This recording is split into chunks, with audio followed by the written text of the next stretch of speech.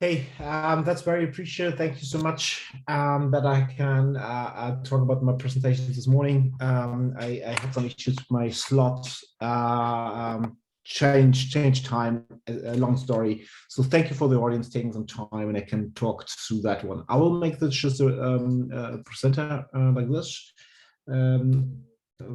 sorry, like that. And now I can do that in large one. Very good. So, long story short, what I was my second study I have prepared and I want to share with the audiences today about understanding the relevance of digital media in the education post COVID-19. I was talking in the other sessions this morning about using digital media as education tool in the manufacturing industry, but I also looked into the digital media in education primarily post COVID-19. So we all know that some of the most of the students and teachers were in lockdown over the last, what is it now, 2 years and COVID-19. And I have learned this morning that some other regions in your home countries, you take a little bit easier with COVID-19 now because you're more in the post-pandemic area in Germany and in some other parts of continental Europe. We are still in the middle of and have to deal with restrictions such as staying home, working from home, etc. So when I do my lectures at the university over here in Frankfurt, where I live, most of that is still going online, and I have Zoom sessions with students. So I was asking myself, what is the relevance of digital media in education post COVID-19? So how does the change we have had over the last 2 years shapes the way of how we deal and communicate and teach students in the overall future. So just a quick agenda. I will go through the background and justification of what I started with. I'll talk a bit about how we did the research, the approach, and the findings we basically had. Digital media is really a thing where you can have debates about what is it really, and there are some wider discussions in the academic literature what it is. But let me say what I understand about digital media. It really includes social media. It really includes the smartphones, so the devices we use. It's videos, wikis, and obviously search engines, which is primarily, I think we all use Google, but yeah, there are some other search engines as well. So that is really the purpose of the digital media has, is to share information and educate individuals through communication. The usage really varies about the age, right? So my grandma takes a little bit more difficult digital media compared to my mom, compared to myself, or even people younger than myself. On the other side, we have education. Education, what is the aim of education? It's really about developing skills and train students for life, right? We do tests, we do exams, but we really want to train students for life. Well, often students and lecturers are different generations. This comes by definition, and this affects how these groups communicate, and that's where digital media comes in.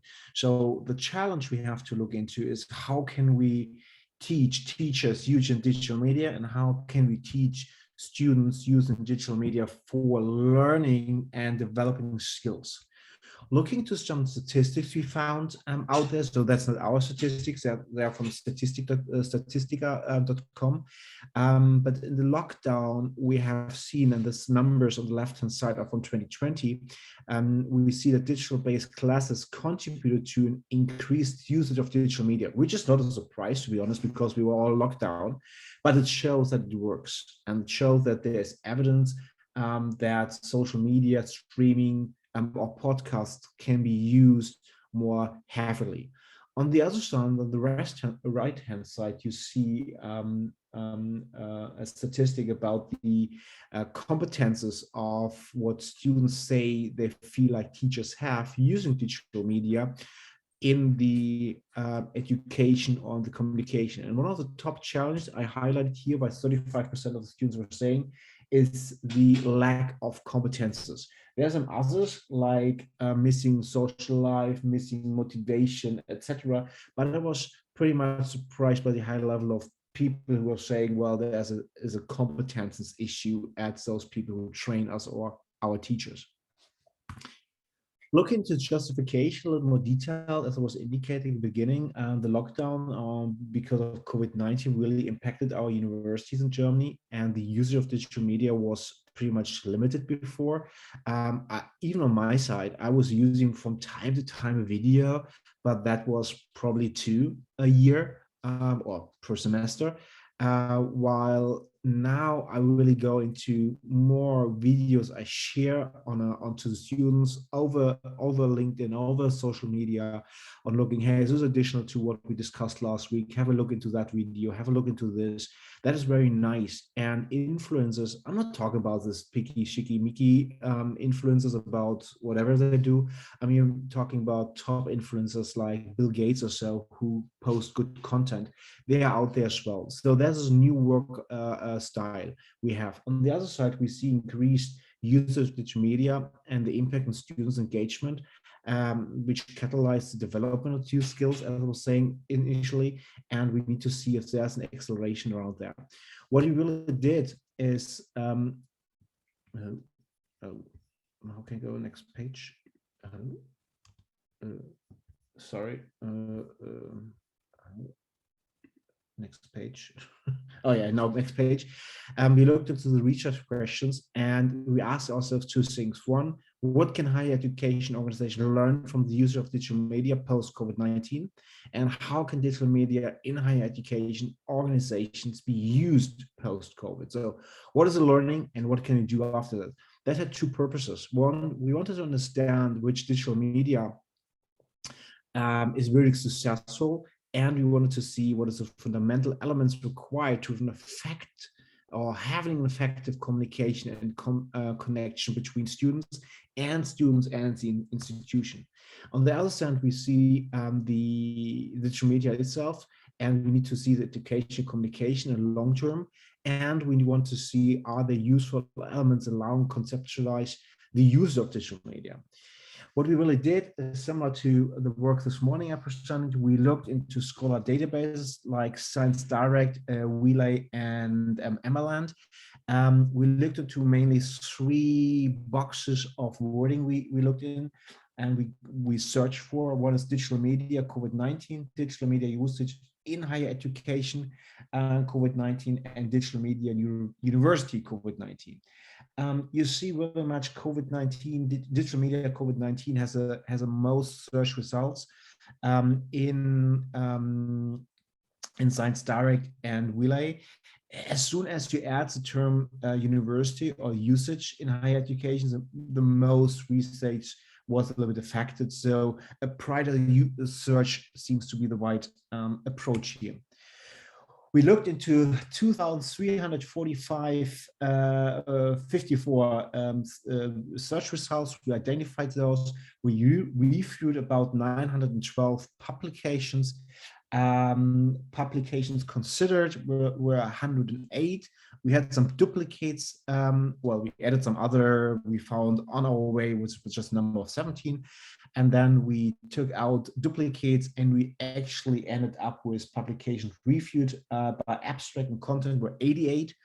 And then really we dived into the details of 40 publications which were out there about COVID-19 and the usage of digital media during this crisis. For sure, which is a kind of logical sense, the key findings were 2020, 2021. That is not a surprise because there was no publication out there before 2020, and 2022 is still ongoing, so there's a limited number of information out there at this stage. However, digital media and its users in higher education has the potential really much, we think, to support and enhance, that's very important, learning and teaching procedures post-COVID-19. There are some, as always, pros and cons for higher degree of digital media usage which exists out there. And I think really students and teachers require new and additional skills, such as critical thinking, independent learning, to use that, because it doesn't make sense just to give a video to the student. They look at it and they're nice. They need to have the skills in order to really critical think what the video is saying, and independently learning to say, okay, what is it that I just saw? How can I work with that? What are now the readings I want to see? What are the content I want to look for? So that is really important. There are new skills required when we increase the number of digital media used in higher education. And the same, what important, what I struggled at the beginning a bit with, what I want to clarify is here, e-learning that is not digital media, all right? Digital media can be used in e-learning and in on-campus classes. It doesn't hold us back from being in the classes and using digital media like WhatsApp or videos or whatever we want to share. So that's very important. In summary, or in our conclusion, really, we want to say that higher education institutions need to provide infrastructure for teachers, allowing to use digital media. What I want to say is there's no Wi-Fi in the office, we cannot do that. And infrastructure is more than just Wi-Fi. We really need to have good opportunities to share the links, good opportunities to access it. So we talk about groups, chats, private communication between students and teachers, etc., etc. So there's a wide range of infrastructure required. And the second thing is we really need an etiquette, which becomes more important, and higher education institutions need to design their own conditions. This may vary from country to country, from culture to culture, but an etiquette becomes more important. I really have seen that often, that students just turn off the cameras, and I was talking for about an hour to a dark green screen, which is kind of annoying. So that is very important. And then the other thing, higher education institutions need to decide which degree of self-studying and independent learning is appropriate for their students. So it depends on what kind of classes you teach. Actually, I think math might be a little bit more difficult compared to other stuff. So that is something we need to keep in mind. And bottom line, digital media is a well-discussed topic in the academic literature. And we have seen an increase or a boost during COVID-19, which is a kind of logic. Of course, many people were looking into that. And I really want to present here a summary of what we have found out there, available knowledge from that. So classroom teaching to independent self-studying can use a benefit and benefit from digital media very much. Thank you. Just here my references, which I used for the presentation with the content you presented, but that is pretty much the summary I want to show. Thank you so much.